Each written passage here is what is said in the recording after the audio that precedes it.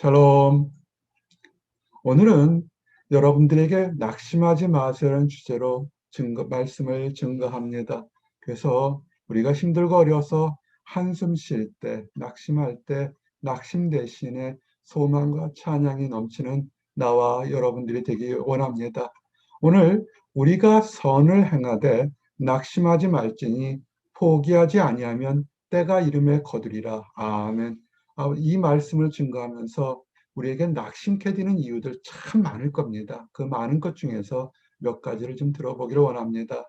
그리고 하나님이 말씀을 통하는 포기하지 말고 낙심하지 말고, 그리고 하나님께서 포기하고 낙심하는 사람들에게 향한 하나님의 권면, 어드바이스가 뭔지를 증거하면서 위로와 소망받기를 원합니다. 첫 번째, 낙심케 되는 이유는 뭐냐면 조직적으로 자신의 이득을 위해서 하나님의 약속, 하나님의 축복을 받으려는 사람들을 회방하는 사람들이 있습니다. 민수기 32장 7절에 보면 너희가 어찌하여 이스라엘 자손에게 낙심하게 하여서 어찌하여 그들에게 주신 땅으로 건너갈 수 없게 하렸느냐. 아멘.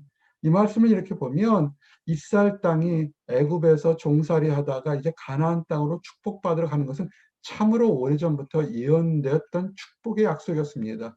근데 뭔지 모르겠지만 모세가 화가 난 것처럼 이렇게 어떤 사람들이 이스라엘 자손을 낙심시켜서 그들이 축복의 땅을 방해한다는 것입니다.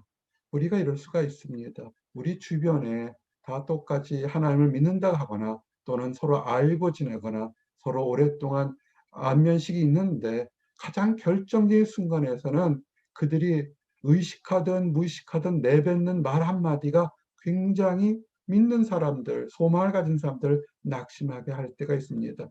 특별히 오늘 민수기의 말씀은 같은 이스라엘 백성들, 현대말로 하면 교회를 다닌다고 하는 사람들 통해서 오히려 낙심될 때도 있다는 겁니다. 이 배경은 뭐냐면 루벤 자손과 갓 자손은 힘이 많은 가축대를 가졌습니다. 여러분은 아시겠지만 이스라엘은 12지파로 이어진 부족 공동체 나라입니다. 그 12개가 서로 독립적인 그런 독립하면서 연합하는 그런 나라입니다. 그런데 이 루벤과 갓은 이미 야셀 땅과 길라 땅, 즉 이 가나안 정복을 하기 전에 이 요단강 동쪽에 이미 땅을 정복을 했습니다. 정복을 했기 때문에 그들은 모세와 제사장 엘르아살과 회중 주의관들에게 얘기를 뭐냐면 우리가 이러이러한 땅들을 이미 정복했으니까 우리는 이제 가지 않고 여기서 목축할 만한 땅이고 여기에 가족들도 있고 있으니까 우리가 그동안 그 지휘자들 당신들에게 은혜를 받았으면 우리는 가지 않고 여기서 살게 해달라는 얘기입니다. 그러면 그들의 이야기는 맞을 수 있습니다. 루벤 자손과 갓 자손이 이미 충분히 싸움을 했었고 자기 땅이 다 있기 때문에 이미 여기 살겠다는 겁니다. 근데 문제는 너희 형제들 나머지 10지파들은 자기 땅이 없어요. 가나안 땅을 가야 정복해야만 그 정복지를 나눠서 가지게 되는데 이미 두 지파들은 내가 여기 편하니 내 형제들이 죽든 살든 나는 관심 없습니다라는 얘기가 똑같습니다. 너희 형제들은 싸우러 가거늘 너희는 여기 앉아 있고자 하느냐. 우리 현대말로 하면 어떡할까요? 교회나 또는 아는 사람 중에서 이 지금 코로나 역병 때문에 정말 힘들어요. 아는 사람들도 참 많이 운명을 달리했습니다. 슬픔 가운데 있는데 나는 사업이 잘 돼요. 나는 건강해요. 나는 문제가 없어요. 나와 상관없던 식으로 다른 사람에게 대해서 배려심이 없다면 그거와 비슷한 거죠. 우리는 이런 것들 참 많습니다. 나는 배부르고 나는 건강하고 나는 튼튼하니까 나는 여기 있겠습니다. 살고 죽는 건 당신들의 문제지 나의 문제가 아닙니다라고 말을 한다면 그것처럼 낙심될 게 없죠. 우리가 지금 나와 여러분들에게 1차 대전, 2차 대전 이후에 태어나게 만들어서 사실은 3차 대전이죠. 영적인 3차 대전이고 전 세계에서 이렇게 많이 죽을 수가 없잖아요. 이런 시대에 있는 게 뭐겠습니까?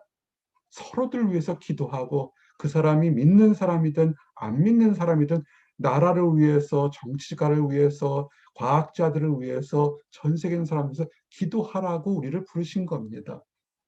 그래서 이렇게 내가 편하다고 다른 사람 힘들어하는 것까지 그렇게 하지 마시기 바랍니다. 두 번째는 하나님의 위로를 받아야 되는데 우리는 연약하기 때문에 사람의 위로를 먼저 받으려고 할 때가 있습니다. 욥도 그랬어요. 낙심한 자가 비록 전능자를 경유하기를 저버릴지라도 그의 친구로부터 존경을 받느니라. 하나님으로부터 징계를 받으니까 하나님께 예배드리기도 어렵고 하나님 뜻이 무엇인지도 욥도 헷갈릴 때가 있을 거 아니겠습니까? 그런데 그렇게 믿음이 뚝 떨어진다 할지라도 친구들부터 위로를 좀 받고 싶기를 원한다고 얘기를 한 겁니다. 그렇죠? 믿음을 가지고 신앙생활 한다고 그러지만 갑자기 힘들고 어려운 일이 있으면 눈에 보이는 친구나 눈에 보이는 환경을 먼저 의지하게 됩니다. 욥도 똑같았죠.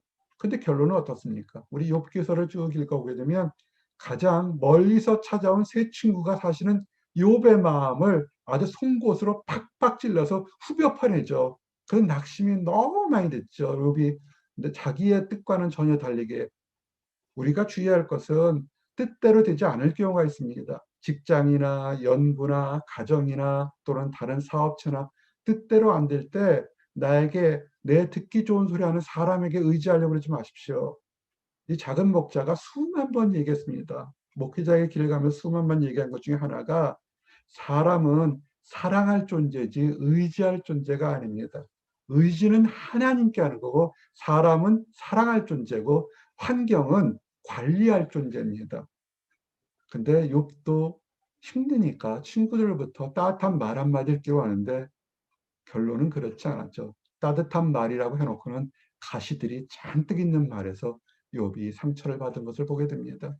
또 어떤 것이 낙심될까요? 죄악들이 많을 때. 다른 사람들은 모르겠죠. 그러나 가해자와 피해자와 하나님은 알고 있죠. 하늘도 알고 땅도 사실은 알죠. 시편 40편의 증거처럼 수많은 재앙이 나를 둘러싸고 나의 죄악이 나를 덮침으로 우러러 볼 수도 없으며 죄가 나의 머리털보다 많으므로 내가 낙심하였나이다. 아멘. 혹시라도 내가 낙심 중에 있다면 한번 이리저리 돌아보셔야 돼요. 첫 번째는 낙심케 하는 그런 간교한 세력들이 있는지 아니면 내가 하나님보다 친구나 눈에 보이는 것을 의지했는지 집일 수도 있고요. 직장일 수도 있고 사람일 수도 있고 건강일 수도 있고 눈에 보이는 것이 있는지요. 아니면 정말 본인만이 알고 있는 해결되지 않은 죄 속에서 여전히 감춰져서 고민하고 있는지를 한번 생각해 보시기 바랍니다. 그리고 또 하나 더 하겠습니다. 자녀들에 대한 것에 대한 그릇된 열정이 있습니다.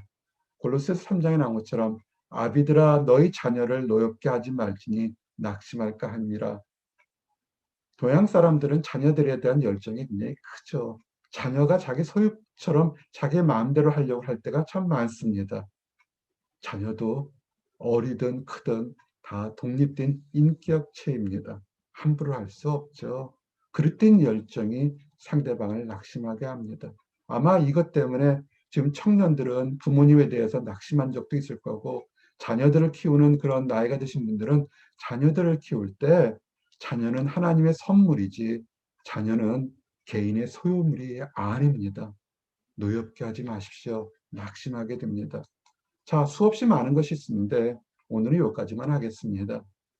그런데 우리는 낙심되는 것이 있어서 수없이 우리는 매 순간마다 크고 작은 낙심이 파도처럼 몰려오게 됩니다. 근데 성경은 뭐라 하냐면 포기하지 말라는 겁니다. 특별히 어떨 때 선을 행하다가 낙심하지 말라. 우리가 선을 행할 때 있습니다. 정말 이것은 하나님 보시기에도 선이고 내가 이리저리 생각해봐도 선을 행한다고 하는 것들이 참 많죠. 남한테 따뜻한 말 한마디 해주는 것, 물질을 베푸는 것, 또한 하나님의 나라 증거하는 것, 또한 이 자원봉사하는 것 수없이 많은데 오히려 못된 사람들이나 아직 연약한 사람들은 선을 베풀면 그것이 당연한 줄 알고 오히려 더 많은 것을 요구할 때가 있습니다. 무례히 행할 때도 참 많습니다. 선을 베풀면 그 중에서 10을 베풀면 한 0.1이라도 돌아올 줄 알았는데 오히려 덤튀기를 맞으면 정말 낙심할 때가 있을 겁니다. 그런 낙심하지 마십시오. 그렇게 베푸는 것을 보는 사람이 있습니다. 내가 베푼 사람이 깨닫지 못하고 돌려주지 않는다 할지라도 낙심하지 마십시오. 그 베푸는 과정과 마음을 다 보고 있는 하나님이 계시다는 것을 기억하시기 바랍니다. 형제들아, 너희는 선을 행하다가 낙심하지 말라라고 증거합니다. 특별히 우리가 선을 행하되 낙심하지 말지니 포기하지 아니하면 때가 이름에 거두리라. 아멘. 때가 되면 거둡니다. 여러분 씨앗들 좋아하십니까? 작은 목자가 집에서 가끔 있다가 어떤 때는 감귤을 먹다가 어떤 때는 자몽을 먹다가 씨가 쑥 나올 때가 있습니다. 요새 과일도 씨가 많이 없지만 어떤 거는 씨가 잔뜩 나올 때가 있잖아요. 그러다가 가끔 생각합니다. 이것도 씨인데, 과일 씨인데 땅에 심으면 자라지 않을까 생각해서 화분 빈틈에다 이렇게 꼭꼭 심어 놓을 때가 있습니다. 그럴 때마다 놀랍게 그 안에 생명의 씨가 있으니까 싹이 모로목 나서 정말 많이 자랍니다. 예전에 한번 그 다른 씨앗들을 심었던 것에 대해서 이렇게 심어놓은 것이 큰 사진 보여주는 것처럼 여러분 세상에 이게 죽었는지 살아지 못하는 과일 씨앗도 심으면 그것도 땅도 아니고 화분에 심으면 나오는데 여러분이 하나님 앞에서 칭찬받을 선을 행했는데 왜 기쁨으로 돌아오지 않겠습니까? 지금 자녀 양육하는 것들, 또 선을 베푸는 것들, 다른 사람에게 따뜻하게 말 한마디하고 중복이되는 것 안 들어올 것 같죠? 다 돌아옵니다. 여러분 때가 아니면 여러분의 자녀, 그 자녀의 자녀에게 반드시 축복으로 돌아오게 됩니다. 때가 되면, 하나님 때가 되면 다 거두게 됩니다. 걱정하지 마십시오. 그리고 하나님은 얘기하시죠. 축복의 씨. 이제 봄이 될 거예요. 한국은 이 보스턴보다는 3주, 한 달 정도 봄이 빨리 와요. 아마 여러분 화분이 부지런하신 분들은 지금부터 화분간에 와서 씨를 심거나 그 꽃씨를 심는데 뿌려놓으면 정말 죽지만 않았으면 아름다운 꽃들이 나오게 됩니다. 눈물을 흘리며 씨를 뿌리는 사람들, 옳은 것인데 인정받지 못하고 자기 열정과 자기 희생함도 뿌리는 선한 사람들이 있습니다. 하나님은 약속합니다. 반드시 때가 되면 기쁨으로 거둘 것을 약속합니다. 축복의 씨를 뿌리는 사람들 힘을 내시기 바랍니다. 그리고 교회의 직분을 맡은 사람들이 있습니다.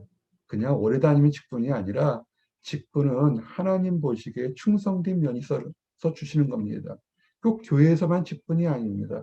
여러분이 하나님의 자녀면 가정에서 자녀들을 양육하는 것, 남편과 아내를 서로 돕고 봉사하는 것, 교회의 성도들을 양육하고 인도하는 것, 성도와 성도끼리 서로 교제하는 것, 그게 사실 다 모든 게 직분입니다. 직장 내에서 믿지 않는 다른 사람들에게서 빛과 소금의 역할을 하는 것, 이런 걸 하다 보면 때로는 원한 것만큼 이루지 못해서 낙심할 때가 참 많습니다. 그러나 그렇게 생각하지 마십시오.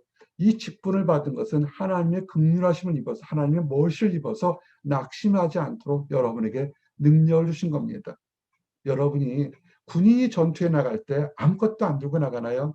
군인이라는 그 타이틀을 입게 되면 전쟁터에 나가서 필요한 기본적인 게 채워지는 것처럼 여러분이 하나님의 일을 하도록 직분을 맡게 되면 하나님께서 그 일을 감당할 수 있는 믿음도 체력도 운명도 축복도 다 예비해 주십니다. 여러분이 맡은 직분을 사랑하시고 오랫동안 인내하시고 승리하시기 바랍니다. 하나님은 말씀하시죠. 낙심하지 마라. 특별히 누가복음 18장에는 예수님께서 제자들에게 낙심하지 말고 간구하는 것이 있으면 이루어질 때까지 계속 기도하라고 얘기를 합니다. 그러면서 비유를 한 말씀을 드렸죠. 과부와 불의한 재판장의 얘기입니다. 어느 마을에 한 과부가 있는데 예전에는 지금도 그렇지만 홀로 된 사람, 혼자 된 사람은 어디 가서 참 힘들 거라 봅니다. 오늘 아침에 이렇게 있다가 우리 홀로 있는 사람들, 청년들 때문에 눈물이 주르르 났어요. 보니까 등이 간지러운데 누가 같이 있으면 등을 긁어주거나 등을 투닥투닥 마사지를 해주는데 혼자 있는 사람들, 참 힘들겠다라는 생각이 들면서 밥 먹는데 갑자기 가슴이 퍽 막히더라고요. 하나님께서 빨리 좋은 짝들을 다 주기를 원하기를 기도했습니다. 이 누가복음 18장에도 한 도시 한 과부가 있는데 과부가 무슨 힘이 있겠어요. 예전에는 여자는 굉장히 힘이 약했거든요. 사회적인 지위도 약하고 남편이 있어야 힘을 발하는데 남편이 없잖아요. 대변해 줄 사람이 없는데 억울한 일을 당한 것 같습니다. 그래서 원수를 풀어달라고 그 재판장에게 얘기합니다. 억울하니까 누구한테 하소연할 데가 없으니까. 근데 재판장이 듣지 않죠. 이렇게 보니까 과부고 보잘것 거 없고 이익 남을 것도 하나도 없는데. 그런데 이 과부가 계속해서 내가 억울하니 풀어주십시오니까 귀찮을 정도로 찾아오니까 이 재판장이, 불의한 재판장이 생각을 합니다. 내가 하나님도 두려워하지 않고 사람도 무시하고 내가 잘났다고 혼자 으쌰을대지만 이 과부가 이렇게 잘 찾아오면 너무 귀찮으니까 내가 이 과부의 원한을 풀어주리라. 그러면 과부가 더 이상 찾아오지 않아서 내가 편히 지나지 않겠느냐. 예수님은 이 비유를 통해서 불의한 재판관도 그가 너무 찾아오게 되면 자기 편의를 위해서도 그 원한을 풀어주는데 하물며 공의로운 재판장인 하나님께서는 우리 얘기를 왜 안 들어주시겠냐라는 역설적인 얘기로 비유로 든 겁니다. 여러분 지금 우리 함께하는 성도들 중에서 원하고 간구하는 것이 더디 이루어지는 사람들이 있습니다. 낙심하지 마십시오. 하나님께서 들어주십니다. 오히려 이루어지지 않은 것이 변장된 축복일 수 있습니다. 계속해서 이루어지지 않으니까 계속해서 하나님께 기도하고 다 이루어졌다고 하나님을 멀리하는 것보다 이루어지지 않았기 때문에 어제도 오늘도 그리고 내일도 하나님께 가까이 붙어 있는 것 자체가 축복입니다. 고린도후서 4장 말씀처럼 우리가 사방으로 우겨쌈을 당하여도 쌓이지 아니하며 답답한 일을 당하여도 낙심하지 아니하며. 왜 그럴까요? 세상 같으면 이것저것 우겨쌈 당하면 절망하고 포기하죠. 그러나 우리에게는 이 둘러싼 모든 환경을 뛰어넘는 하나님의 변장된 축복이 있다는 것입니다. 오히려 이 환란을 통해서 이 우겨쌈을 통해서 더 큰 축복과 하나님이 살아계셔서 할 수 있는 일을 겪게 되죠. 이스라엘 백성이 애굽을 빠져나와서 홍해가 앞에서 얼마나 우겨쌈을 당하겠습니까? 뒤에는 애굽의 병사요, 앞에는 바다요, 좌우는 높은 산이라 도망갈 수도 없죠. 다 죽게 됐죠.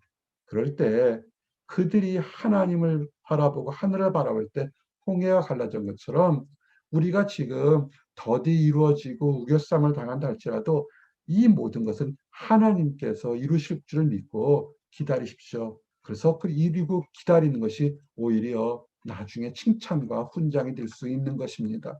그리고 또한 기다리면서 낙심하지 않고 소망 가지면 겉사람은 세월이 가면 늙어질지 모르겠지만 속사람은 하나님에 대한 소망과 하나님에 대한 갈망으로 더욱더 젊어지고 새로워지고 경건해진다는 것을 아셔야 됩니다. 우리가 낙심하지 아니하노니 우리 겉사람은 낡아지나 우리의 속사람은 날로 새로워지도다. 아멘. 이 말이 얼마나 큰 의미가 있는지 모르겠습니다. 나이가 먹어서 삐그덕거리고 겉의 모습들은 다 젊었을 때 모습은 사라진데 모르겠지만 그러나 그 모든 것은 유한한 것이고 속사람 하나님 나라에서 영원히 변치 않을 속사람은 어제보다 오늘보다 내일이 더욱더 거룩해지고 경건해지고 마치 하나님이 약속하신 빛처럼 아름다워진 모습으로 변화가는 것이 얼마나 큰 축복이 되는지 모르겠습니다. 그래서 환란이 오실 때 낙심하지 마십시오. 다른 사람들은 다 쉽게 이루어지고 편히 가는 것 같은데 왜 내게는 이런 일이 있을까라고 고민하지 마시고 이것도 이 환란도 우리가 겪어야 가는 하나의 영광된 과정인 것입니다. 사도 바울이 에베소 교회라 얘기한 것이 내가 겪은 환란을 이상하게 생각하지 말라, 낙심하지 말라. 하나님 일을 하면서 겪는 오히려 훈장이라고 우리에게 얘기하고 있는 것입니다. 이제 마지막으로 우리에게 하나님 하시는 권면이 있습니다. 우리는 왜 이렇게 오래 이루어지지 않느라고 하나님을 원망할지 모르겠지만 거꾸로 하나님 입장에서 보면 죄인들을 정말 하나님께서 수없이 많은 이적과 기적과 많은 사랑을 베풀어도 변하지 않는 하나님을 깨닫지 못하는 사람들을 오래 참으시는 것을 아셔야 됩니다. 죄인들을 이같이 자기의 거역한 일을 참으신 일을 생각하라. 우리가 죄인 됐을 때 만약에 하나님이 지금 우리의 승질대로 왜 이루어지지 않습니까? 하나님 어디 계십니까? 성질되는 모습대로 하나님도 사랑을 베풀었는데 변하지 않아서 똑같이 변한다면 살아있을 사람 별로 없을 겁니다. 오래 참으시는 거죠. 하나님께서 한 번 더 기회를 준 것처럼 우리가 참고 인내하고 낙심하지 않는 것은 하나님도 죄인들을 포기하지 않고 낙심하지 않고 수천 년 동안 기다리는 모습을 보니까 기다리십시오. 그리고 아까 죄가 있거나 허물이 있으면 하나님의 징계하심이 있습니다. 하나님이 꾸지람이 있어요. 잘못된 것은 얘기하잖아요. 자녀들을 키워보십시오. 사랑하는 자녀일수록 조금 잘못하게 되면 다칠까, 그릇등길까, 넘어질까 한마디 하게 됩니다. 하다못해 사랑하는 동물을 키워도 위험한 순간이면 그렇게 하지 말라고 얘기하죠. 만약에 그거를 어기면 어떻게 했습니까? 위험한 일들이 생길 수 있죠. 성도들도 마찬가지입니다. 하나님께서 뭔가 우리에게 징계를 줄 때는, 뭔가 답답한 일을 줄 때는 해결되지 않은 문제가 있으니까 그것을 깨달아야 됩니다. 아, 내가 뭔가 문제가 있구나라고 깨달아야 되는 것입니다. 그래서 이 징계는 있어야 돼요. 크리스찬이고 하나님의 자녀라는데 징계가 없으면 그건 사생자입니다. 하나님의 친아들이기 때문에 더욱더 올바르고 거룩하고 능력 있게 하기 위해서 하나님 원하시는 기준에 맞추어서 가기 위해서 얘기하시는 겁니다. 그 징계를 이상하게 생각하지 마시기 바랍니다. 그래서 징계 받아도 아하, 하나님이 나를 사랑하셔서 더 좋고 올바른 길로 나아가게 하시는구나라고 생각하시면 될 겁니다. 그리고 마지막으로 불안 대신에 소망을 가지십시오. 내 영혼아, 네가 어찌하여 낙심하며 어찌하여 내 속에서 불안한가? 너는 하나님께 소망을 두라. 소망을 주십시오. 세상 것은 다 흘러갑니다. 너무 유명한 사람들도 하루아침에 뜻과는 상관없이 일을 겪는 것을 보게 됩니다. 무엇을 의지하겠습니까? 사람을 의지하겠습니까? 물질을 의지하겠습니까? 사회 제도를 의지하겠습니까? 미국이 미국이 정말 이럴까를 볼 때마다 최근에 텍사스나 다른 한파를 겪었을 때, 백신 문제나 마스크 하나 없었을 때를 보게 되면 세계 최강이라는 미국의 나라가 너무 불쌍하고 부끄러울 때가 많습니다. 1년 전을 보십시오. 세계 최강이라는 나라가 마스크 하나 못 만들어서 사람들이 쓸 마스크가 없었잖아요. 사람 의지하지 마십시오. 환경 의지하지 마십시오. 우리가 지금 보이지 않아도 하나님께 소망을 두셔야 됩니다. 나의 가는 길 하나님이 아십니다. 부르셨으니 하나님께서 인도하실 겁니다. 그가 나타나 도우심으로 말미암아 내가 여정히 찬송하리로다. 사람들 얘기보다는 여러분을 부르신 하나님이 부르셨기 때문에 가장 선한 길로 인도할 겁니다. 과정이 힘들 것 같아도 낙심하지 마십시오. 부르셨으면 가장 선한 길로 인도하실 겁니다. 이제 말씀을 정리합니다. 낙심하지 마십시오. 어떤 결정이나 어떤 일을 하다가 우리가 낙심될 때가 많습니다. 낙심이 되는 이유들을 보시고 그런 것이 있으면 거기서 벗어나시기 바랍니다. 결코 포기하지 마시고 낙심하지 마시고 하나님의 권면이 무엇입니까? 낙심 대신에 소망을 갖는 것을 늘 기억하시길 원합니다. 기도하시겠습니다. 하나님 감사합니다. 우리가 선을 행하되 낙심하지 말지니 포기하지 아니하면 때가 이름에 거두리라. 아멘. 우리 모든 성도들에게 주신 각자의 은사 따라 지혜 따라 능력 따라 바라는 선한 것들이 있습니다. 모든 것들이 하나님 안에서 온전히 이루어질 수 있도록 허락하시고 축복하여 주시옵소서. 아직 하나님을 알지 못하는 사람들, 하나님을 알지 못해서 그릇된 길을 가는 사람들, 주여 다 불쌍히 여기시고 아버지 그들에게도 새로운 축복의 대우로 나가도록 인도하여 주시옵소서. 늘 감사드립니다. 예수 그리스도 이름 받들어 기도드렸습니다. 아멘.